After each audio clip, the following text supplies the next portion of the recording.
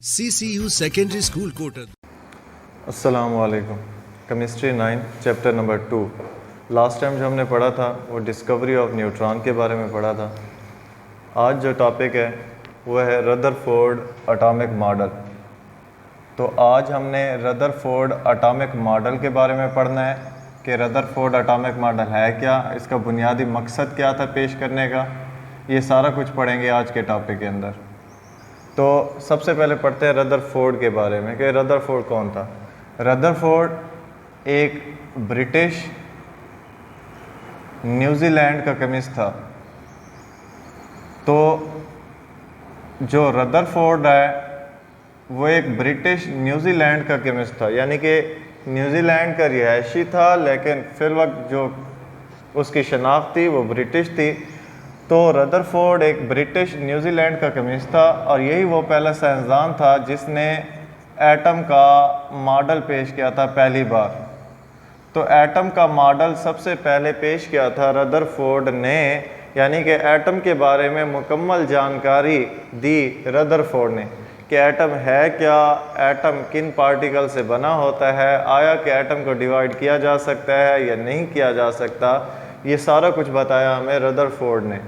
तो रदरफोर्ड ने एटम का पहला बुनियादी मॉडल पेश किया था और उसी अपनी डिस्कवरी की बुनियाद पर इसे कहा जाता है फादर ऑफ न्यूक्लियर साइंस, यानी कि न्यूक्लियर साइंस का बाप का खिताब इसे दिया गया। तो फादर ऑफ न्यूक्लियर साइंस कहा जाता है रदरफोर्ड को। तो रदरफोर्ड ब्रिटिश न्यूजीलैंड का मिस था, उसने पहला एटम का मॉडल पेश किया और उसी बुनियाद पर उसे फादर ऑफ न्यूक्लियर साइंस का खिताब भी दिया गया। उसके बाद आते हैं रदरफोर्ड ने ये एटॉमिक मॉडल क्यों पेश किया, क्योंकि उससे पहले हमने पढ़ा था प्लम पडिंग थ्योरी के बारे में। प्लम पडिंग थ्योरी को पेश किया था जे थॉमसन ने और उस थ्योरी का बुनियादी मकसद था एटम की शेप को, एटम की स्ट्रक्चर को वाज़े करना। तो जे थॉमसन के मुताबिक कि एटम की जो शेप होती है वो प्लम पडिंग जैसी होती है, मींस उसकी जो प्लेन सरफेस है, एटम की जो प्लेन सरफेस है वो बनी होती है पॉजिटिव पार्टिकल से और उस पॉजिटिव पार्टिकल को कहते हैं प्रोटॉन।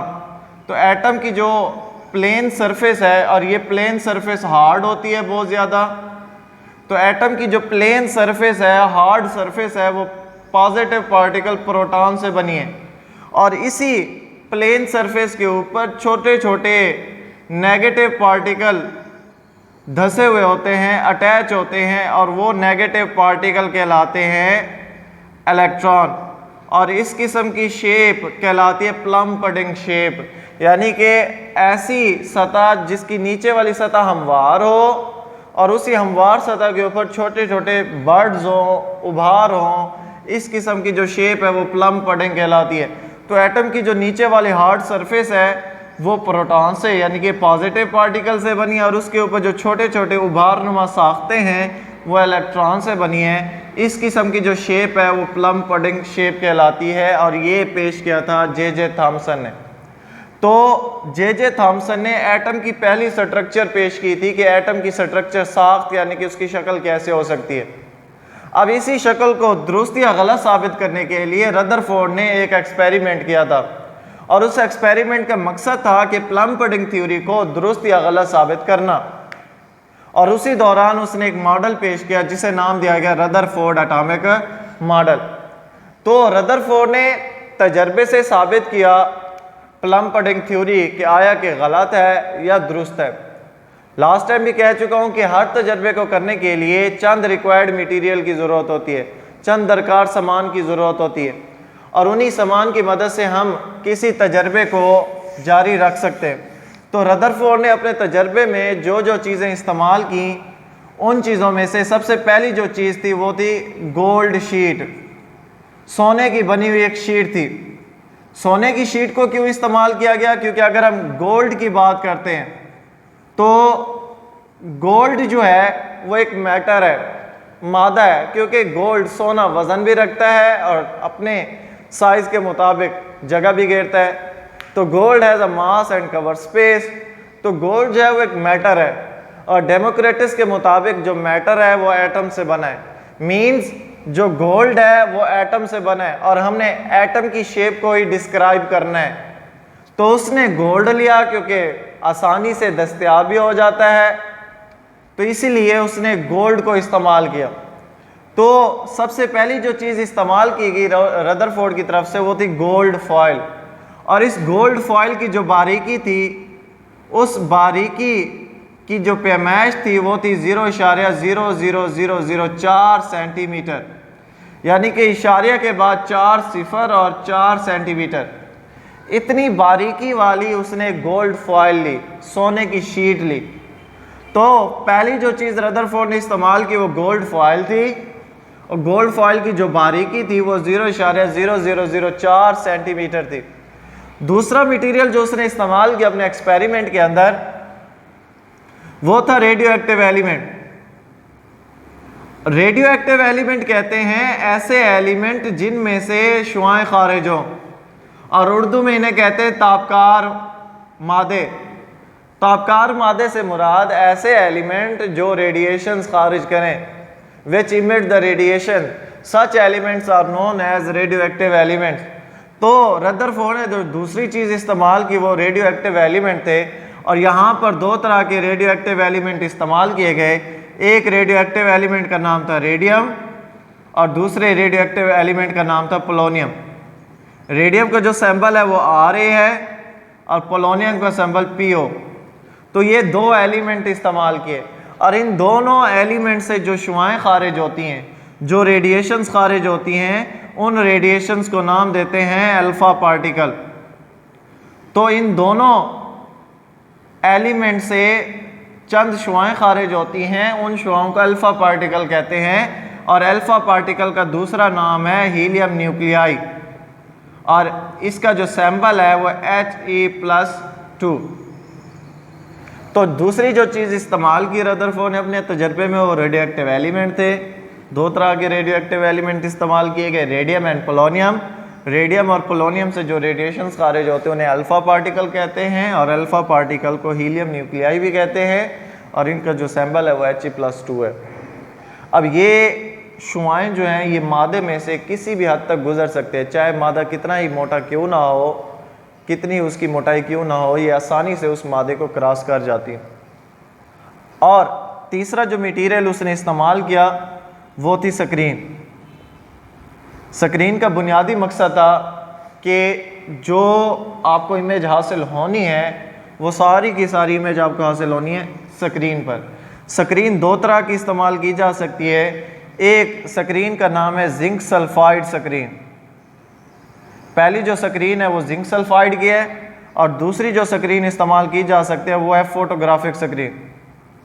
तो इन दोनों स्क्रीन में से कोई भी स्क्रीन इस्तेमाल की जा सकती है, जिंक सल्फाइड स्क्रीन या फोटोग्राफिक स्क्रीन। तो ये तीन मटेरियल रदरफोर्ड ने इस्तेमाल किया अपने तजर्बे में। पहला जो था वो गोल्ड फॉयल था जिसकी बारीकी 0.0004 सेंटीमीटर थी, यानी कि ना होने के बराबर इसकी बारीकी होती है। दूसरी जो चीज़ इस्तेमाल की वो रेडियो एक्टिव एलिमेंट थे, रेडियम और पोलोनियम। इन दोनों एलिमेंट से जो शुआएं खारिज होती हैं उनका नाम अल्फा पार्टिकल, और अल्फा पार्टिकल को हीलियम न्यूक्लियाई भी कहते हैं, और ये किसी भी मादे में से आसानी से गुजर जाती हैं ये शुआएं। तीसरी जो चीज़ इस्तेमाल की वो स्क्रीन थी। दो तरह की स्क्रीन इस्तेमाल की जा सकती है, एक जिंक सल्फाइड की स्क्रीन और दूसरा फोटोग्राफिक स्क्रीन। तो इन तीनों चीज़ों को रदरफोर्ड ने इस्तेमाल किया अपने तजर्बे में, और इन तीनों चीज़ों को एक तरतीब के साथ उसने अरेंज किया। तो सबसे पहली जो चीज़ यहाँ पर आप डायग्राम में देख रहे हैं ये है गोल्ड फॉयल। यहाँ पर गोल्ड फॉयल की इंटरनल स्ट्रक्चर को दिखाया जा रहा है डायग्राम में। ये जो शेप है ये दरअसल एटम को शो कर रहा है कि ये जो स्ट्रक्चर है ये एटम है। तो ये गोल्ड शीट है गोल्ड फॉयल की जो बनी हुई है एटम से, और इसकी जो बारीकी है वो है 0.004 सेंटीमीटर। फिर उसके आगे रखिएगी जिंक सल्फाइड की स्क्रीन या फोटोग्राफिक स्क्रीन। इन दोनों स्क्रीन में से कोई भी स्क्रीन इस्तेमाल की जा सकती है। और फिर उसके शुरुआत में रखे गए रेडियो एक्टिव एलिमेंट, और जब रेडियो एक्टिव एलिमेंट रखे गए तो उनमें से शुआएं खारिज हुई, और वो शुआएं अल्फा पार्टिकल थी, और वो शुआएं गोल्ड फॉयल के साथ सोने की शीट के साथ टकराई। जब वो शुआएं सोने की शीट के साथ टकराई टकराने के बाद जो कुछ भी रदरफोर्ड ने उस एक्सपेरिमेंट में देखा, उसके मुताबिक उसने ये नतीजा अखज़ किया कि थॉमसन का जो प्लम पुडिंग मॉडल है वो गलत है। तो एक तो उसने ये साबित कर दिया कि थॉमसन का प्लम पुडिंग मॉडल गलत है, और साथ ही उसने एटम के मौजूदा मॉडल के बारे में भी बताया कि एटम की मौजूदा शक्ल हो क्या सकती है, और साथ ही उसने तजर्बे में जो कुछ भी देखा उसके नताइज भी अखज़ किए। तो सबसे पहले जब अल्फ़ा पार्टिकल को गोल्ड फॉइल पर गिराया गया तो उसी दौरान जो कुछ वो देखता है उन चीज़ों का हम नाम देते हैं ऑब्जर्वेशन का। ऑब्जर्वेशन मुशाहदात मतलब वो तमाम चीज़ें, वो तमाम वाक़यात जो एक तजर्बे के दौरान हम देखते हैं वो कहलाते हैं ऑब्जर्वेशन मुशाहदात। तो जब रदरफोर्ड ये तजर्बा कर रहा था, जब रदरफोर्ड ने अल्फ़ा पार्टिकल को सोने की शीट पर गिराया तो वो क्या देखता है, पहली जो चीज़ उसने देखी अपने तजर्बे में वो ये थी कि ज़्यादातर शुआएँ उस सोने की शीट को क्रॉस करके गुजर जाती हैं और गुजर कर वो टकराती है स्क्रीन पर। जो पहली चीज़ उसने देखी कि ज़्यादातर शुआएँ आसानी से गुजर जाती हैं, मतलब कि मोस्टली जो रेज़ हैं पास थ्रू द फॉयल सोने की शीट में से आसानी से गुजर जाती हैं। ये पहली जो चीज़ उसने देखी थी कि ज़्यादातर शुआएँ सोने की शीट में से गुजर गई और गुजर कर उन्होंने स्क्रीन पर जाकर टकराई और जो इमेज थी वो हमें हासिल हुई स्क्रीन पर। दूसरी जो चीज़ वो देखता है कि अगर सपोज जो शुआएँ खारिज हुई थी वो 20,000 थी, एक सपोज वाला वर्ड उसने यूज़ किया कि सपोज के जो शुआएँ खारिज हुई वो 20,000 शुआएँ थी, 20,000 में से 15,000 शुआएँ यानी कि ज़्यादातर शुआएँ पास हो गई और 5,000 जो शुआएँ थी वो वापस रिफ्लेक्ट हो गई। रिफ्लेक्ट मीन्स वापस मुड़ गई। तो ज़्यादातर शुआएँ गुजर गई और चंद शुआएँ जो हैं वो रिफ्लेक्ट हो गई, यानी कि सोने की शीट के साथ टकरा कर वापस आ गई। और जो शुआएँ 15,000 शुआएँ गुजरी थी उनमें से ज़्यादातर शुआएँ सीधी गुजर गई। सिर्फ चंद शुआएँ थीं जिन्होंने अपना रास्ता मोड़ लिया। अगर उन्हें जाना था यहाँ पर इस डायरेक्शन में तो वो अपने टारगेट पर ना पहुँच पाई, बल्कि उन्होंने अपना रास्ता तब्दील कर लिया। तो ये वो ऑब्जर्वेशन थी जो रदरफोर्ड ने अपने एक्सपेरिमेंट के दौरान देखी। तो पहली ऑब्जर्वेशन ये थी कि ज़्यादातर शुआएँ सोने की शीट में से आसानी से गुजर जाती हैं। जो दूसरी ऑब्जर्वेशन उसने देखी कि अगर फ़र्ज़ करें कि जो शुआएँ थीं वो 20,000 थीं, 20,000 में से 15,000 शुआएँ आसानी से गुजर जाती हैं, जबकि 5,000 शुआएँ सोने की शीट को टकरा कर वापस आ जाती हैं। और जो शुआएँ गुजर गई थी उनमें से ज़्यादातर शुआएँ सीधी गुजर गई, सिर्फ चंद ही शुआएँ थी जिन्होंने अपना रास्ता मोड़ लिया। और जो शुआएँ सोने की शीट में से गुजर गई वो टकराई स्क्रीन पर और स्क्रीन पर इमेज हासिल हुई। बिल्कुल वैसे ही जैसा कि हम बात करते हैं हम अपनी बॉडी की, हमारे जिस्म के अंदर बोन्स हैं जबकि वो दिखाई नहीं देती, लेकिन जब हम एक्सरे कराने जाते हैं, एक्सरे में होता है कि हमारे जिस्म से शुआएँ गुजारी जाती हैं और वो शुआएँ एक शीट पर जाकर टकराती हैं और जो हमारी हड्डियों की इमेज है वो हासिल होती है उस शीट पर। बोन्स की जो स्ट्रक्चर है वो उस शीट पर हासिल होती है। सेम ऐसे ही जो गोल्ड है वो एक शीट है, एक बॉडी है, इस बॉडी में से शुआएँ गुजारी गई। अब ये जो गोल्ड है ये एटम का बना है, उसकी जो शेप है वो हासिल हो गया हमें स्क्रीन पर। स्क्रीन पर जो इमेज हासिल हो रही थी वो इमेज, उस इमेज को समझने के लिए रदरफोर्ड ने इस्तेमाल किया क्लासिकल थ्योरी को। क्लासिकल थ्योरी दरअसल एक ऐसी थ्योरी है जो हमारे सोलर सिस्टम के हवाले से पेश की गई है। तो हमारे सोलर सिस्टम के मुताल्लिक़ एक थ्योरी पेश की गई है जिसका नाम है क्लासिकल थ्योरी, और ये थ्योरी हमारे सोलर सिस्टम को डिस्क्राइब करती है, मतलब प्लैनेटरी सिस्टम को। तो हमारे सोलर सिस्टम को एक थ्योरी डिस्क्राइब करती है जिसे कहते हैं क्लासिकल थ्योरी। तो सोलर सिस्टम या प्लैनेटरी सिस्टम, अगर सोलर सिस्टम और प्लैनेटरी सिस्टम के मुतालिक जो थ्योरी पेश की गई अगर उसे देखें तो इस थ्योरी के मुताबिक कि सोलर सिस्टम का जो मरकज़ है वो सन है और इसी सन के इर्द गिर्द पाथ हैं और उन पाथ के अंदर प्लैनेट रिवॉल्व कर रहे हैं, सियारे गर्दिश कर रहे हैं। तो क्लासिकल थ्योरी के मुताबिक सोलर सिस्टम का जो सेंटर है वो सन है, और इसी सन के इर्द गिर्द चंद रास्ते हैं जिनमें प्लैनेट गर्दिश कर रहे हैं। और एटम की जो शेप हासिल हो रही थी स्क्रीन पर वो जस्ट लाइक थी सोलर सिस्टम से। तो इसलिए रदरफोर्ड ने कहा कि एटम का जो प्लम पुडिंग मॉडल है जो जे थॉमसन ने पेश किया था वो गलत है, क्योंकि एटम की जो शेप है वो मैच करती है प्लैनेटरी सिस्टम से, सोलर सिस्टम से। फिर उसने इसी प्लैनेटरी सिस्टम और सोलर सिस्टम के हवाले से पेश की गई थ्योरी को मद्देनज़र रखते हुए अपने तजर्बे के नताइज अखज़ किए। जो सबसे पहला नतीजा उसने निकाला वो ये था कि ज़्यादातर जो शुआएँ हैं, मोस्टली जो शुआएँ हैं वो पास हो जाती हैं, mostly rays pass through the foil. ज़्यादातर शुआएँ सोने की शीट में से आसानी से गुजर जाती हैं, और उन शुआओं का गुजरना ये ज़ाहिर करता है कि एटम का ज़्यादातर हिस्सा खाली है। अगर डायग्राम में देखें तो शुआएँ आसानी से गुजर रही हैं और ज़्यादा मिकदार में गुजर रही हैं, और इन शुआओं का गुजरना ये ज़ाहिर करता है कि एटम का ज़्यादातर जो हिस्सा है वो एम्प्टी है। तो एटम का ज़्यादातर जो हिस्सा है वो एम्प्टी है, ये पहला नतीजा उसने अपने तजर्बे से अखज़ किया। जो दूसरा रिज़ल्ट उसने ड्रा किया अपने तजर्बे से कि चंद शुआएँ सोने की शीट को टकरा कर वापस आई थी। अगर डायग्राम में देखें तो चंद शुआएँ सोने की शीट को टकरा कर वापस आ रही हैं। ऐसा क्यों हुआ? क्योंकि ये जो शुआएँ जा रही थी इन शुआओं पर होता है पॉजिटिव चार्ज। जो शुआएँ पास की गई अल्फ़ा पार्टिकल या हीलियम न्यूक्लियाई, उन शुआओं पर पॉजिटिव चार्ज था। जब ये शुआएँ एटम के सेंटर के साथ टकराई तो एटम के सेंटर पर पॉजिटिव चार्ज था। तो जब ये शुआएँ पॉजिटिव चार्ज वाली शुआएँ एटम के सेंटर के साथ टकराई तो वो एटम के सेंटर के साथ टकराकर वापस मुड़ गए, और इससे ये ज़ाहिर होता है कि एटम का जो सेंटर है वो पॉजिटिव चार्ज रख रहा है। क्यों? क्योंकि ये शुआएँ पॉजिटिव चार्ज रखती थी, और अगर ये शुआएँ वापस मुड़ी हैं तो इनके रास्ते में कोई पॉजिटिव चार्ज वाला सेंटर ही आया है, जिसकी वजह से रिपल्शन हुई, और रिपल्शन के नतीजे में ये शुआएँ वापस रिफ्लेक्ट हुई हैं।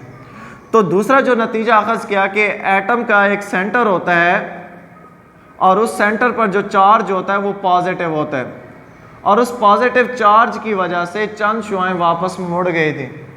तो atom as a centre with a positive charge, और इस सेंटर को नाम दिया गया न्यूक्लियस का। न्यूक्लियस जो है ये लैटिन वर्ड न्यूक्लियो से निकला है। Nucleo means centre. तो किसी भी चीज़ का जो सेंटर है वो न्यूक्लियस कहलाता है, ये लातीनी ज़बान के लफ्ज़ से निकाला गया है। तो एटम का जो न्यूक्लियस है उसे, एटम का जो सेंटर है उसे न्यूक्लियस का नाम दिया गया, और न्यूक्लियस पर जो चार्ज होता है वो पॉजिटिव होता है, और उसी पॉजिटिव चार्ज सेंटर की वजह से शुआएँ जो थी वो वापस मुड़ गई। लेकिन अगर डायग्राम को देखें तो ज़्यादातर शुआएँ पास हो रही हैं, सिर्फ चंद शुआएँ वापस मुड़ी हैं, और चंद शुआओं का मुड़ना ये ज़ाहिर करता है कि एटम का जो न्यूक्लियस है ये स्मॉल साइज़ रखता है। इसका जो साइज़ होता है वो बहुत ही छोटा होता है। साइज़ छोटा होने की वजह से ये ज़्यादातर शुआओं को रिफ्लेक्ट नहीं कर पाता, सिर्फ थोड़ी सी शुआओं को रिफ्लेक्ट कर पाता है। तो थर्ड जो पॉइंट है कि एटम का जो न्यूक्लियस है वो स्मॉल साइज़ रखता है। स्मॉल साइज़ रखने की वजह से ये ज़्यादातर शुआओं को रिफ्लेक्ट नहीं कर पाता, सिर्फ चंद शुआओं को रिफ्लेक्ट कर पाता है। फोर्थ जो पॉइंट है कि जो शुआएँ एटम के सेंटर के साथ टकराई वो एटम के सेंटर में से बिल्कुल भी गुजर नहीं पाई, यानी कि उन शुआओं का थोड़ा सा हिस्सा भी उस सेंटर को क्रॉस नहीं कर पाया, जिससे ये ज़ाहिर होता है कि एटम का न्यूक्लियस छोटा साइज़ तो रखता है, लेकिन एटम का न्यूक्लियस हार्ड भी है और डेंस भी है। एटम का न्यूक्लियस बहुत ही सख्त और भारी होने की वजह से वो शुआओं को बिल्कुल भी गुजरने नहीं देता, और जो शुआएँ टकरा कर वापस आई थीं, ठीक है, वो न्यूक्लियस की वजह थी, जिसकी वजह से उन पर पॉजिटिव चार्ज था। उन शुआओं पर भी पॉजिटिव चार्ज था, न्यूक्लियस पर भी पॉजिटिव चार्ज था, रिपल्शन हुई तो वो वापस मुड़ी। अब सवाल ये पैदा हुआ कि एटम का जो न्यूक्लियस है ये किससे बना है? तो रदरफोर्ड ने उसी एक्सपेरिमेंट से ये साबित किया कि एटम का जो न्यूक्लियस है ये बेसिकली दो पार्टिकल का बना होता है, प्रोटॉन और न्यूट्रॉन से। तो एटम का जो न्यूक्लियस है वो प्रोटॉन और न्यूट्रॉन पर मुश्तमिल होता है, और प्रोटॉन और न्यूट्रॉन के मजमूए को नाम देते हैं न्यूक्लियॉन्स का। तो एटम का जो सेंटर है with a positive charge consist of two particle proton and neutron, and the sum of proton and neutron in the nucleus of an atom is called as nucleons.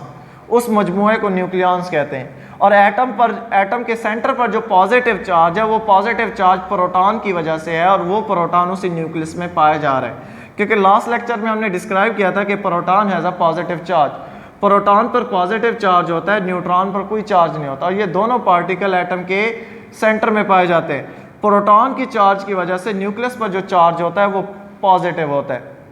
फिर उसके बाद third जो particle है electron, वो electron इसी nucleus के इर्द गिर्द रिवॉल्व करता रहता है। तो बेसिकली रदरफोर्ड ने ये साबित किया कि एटम जो है वो 3 पार्टिकल का बना होता है, इलेक्ट्रॉन, प्रोटॉन और न्यूट्रॉन, और ये तीनों पार्टिकल एटम के फंडामेंटल पार्टिकल है, बुनियादी पार्टिकल है। और साथ ही उसने ये साबित किया कि एटम का जो plum pudding model J Thomson ने पेश किया था वो बिल्कुल गलत था, क्योंकि वहाँ पर 2 पार्टिकल के बारे में जिक्र किया गया था, प्रोटॉन और इलेक्ट्रॉन, जबकि तीसरे पार्टिकल के बारे में जिक्र नहीं किया गया। तो रदरफोर्ड ने कहा एटम का जो दुरुस्त मॉडल है वो प्लैनेटरी मॉडल है, क्योंकि एटम की जो शेप है वो प्लैनेटरी सिस्टम से यानी कि सोलर सिस्टम से मैच करती है। तो इसलिए रदरफोर्ड ने कहा कि एटम के जो शेप है वो प्लैनेटरी सिस्टम से मैच करती है, इसलिए रदरफोर्ड एटॉमिक मॉडल को दूसरा नाम देते हैं प्लैनेटरी मॉडल ऑफ रदरफोर्ड। अल्लाह हाफिज़। एड्रेस नज़द Dera railway crossing Kot Addu, principal Kalimullah Khan गाड़ी, फोन 0333 601 9353।